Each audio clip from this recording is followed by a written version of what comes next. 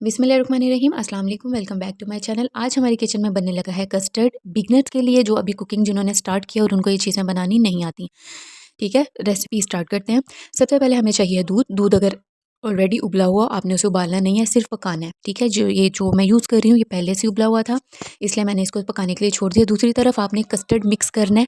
आपने जिस दूध में कस्टर्ड मिक्स करना है, याद रहे वो दूध ज़्यादा ठंडा नहीं होना चाहिए। आपने पहले ही फ्रीज़र से निकाल के दूध रख लेना है।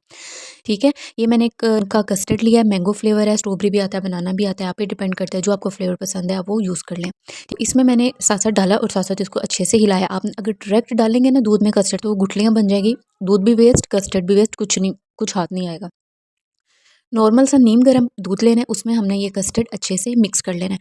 अच्छा जी, अब यहाँ पे दूध जो था वो पक गया था। इसके अंदर मैंने डाली है शुगर, चीनी।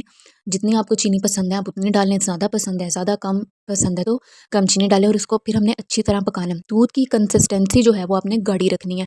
पतला दूध होगा कस्टर्ड पतला पानी जैसा बनेगा, उसका कोई फ़ायदा नहीं है। ठीक है, दूध अच्छा होना चाहिए।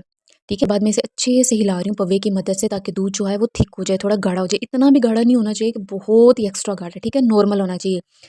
अच्छा जी, दूध अब अच्छे से पक चुका है। अब वो जो लिक्विड हमने बनाया था, कस्टर्ड और दूध को मिक्स किया था, वो हम इसमें डालेंगे। और डालने का क्या तरीका है, आपने एकदम से कस्टर्ड नहीं डाल देना इसमें, इससे गुठलियाँ बन जाएंगी।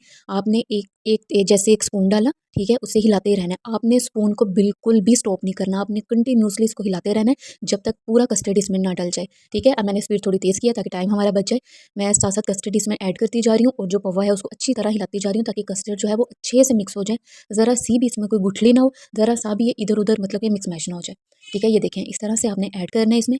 यहाँ पे जल्दबाजी नहीं करनी, आराम से रिलैक्स होकर करना है। आपको आइडिया हो जाएगा कि आपका जो कस्टर्ड है वो क्या इतना थिक हो गया है। अगर इस पोजीशन पे आके भी आपका कस्टर्ड बहुत पतला होगा ना, तो इसका मतलब है आपने दूध को अच्छे से पकाया नहीं है। आपने फिर इसे दूध को पकने के लिए छोड़ देना, ताकि इसकी कंसिस्टेंसी जो है वो सही गाढ़ी हो जाए।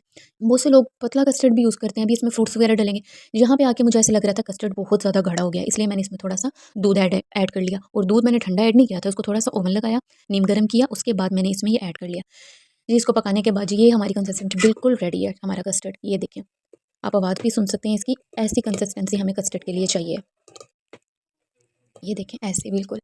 ठीक है, अभी हम इसको ठंडा होने के लिए छोड़ देंगे 10 से 15 मिनट के लिए। अभी शीशे का बाउल लिया, इसमें जो मैं सबसे पहले लेयर ऐड करूँगी वो है फ्रूट्स की। मैंने बनाना और एप्पल कट किया था।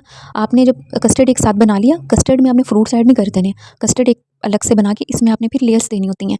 ठीक है, सबसे पहले फ्रूट्स की लेयर दी, उसके बाद अब मैं ये कस्टर्ड की लेयर दूँगी। आप चाहे जैसे कि आगे समर सीज़न है, मैंगो अवेलेबल होंगे, आप फुल ऑन मैंगो की एक लेयर दे दें, बल्कि डबल लेयर दे दें मैंगो की, इससे मैंगो ट्रिफल बन जाएगा। वेरिएशंस डिफरेंट ट्राई करते रहने चाहिए। स्ट्रॉबेरी की लेयर दे दें, जितने आपके पास फ्रूट्स अवेलेबल हो। वाटरमेलन मेलन को निकाल कर, क्योंकि वो ज़्यादा पानी छोड़ देते हैं तो उससे वो ख़राब हो जाएगा। तो ये फ्रूट्स ऐड करें, फ्रूट केक ऐड करें और नट्स की फुल लेयर दे दें, मतलब मैंगो ट्रिफल टाइप बन जाएगी वो चीज़। तो ये तो मैं सिंपल बना रही हूँ ताकि जो बिगनर्स हैं जिन्होंने अभी स्टार्ट किया उनके लिए।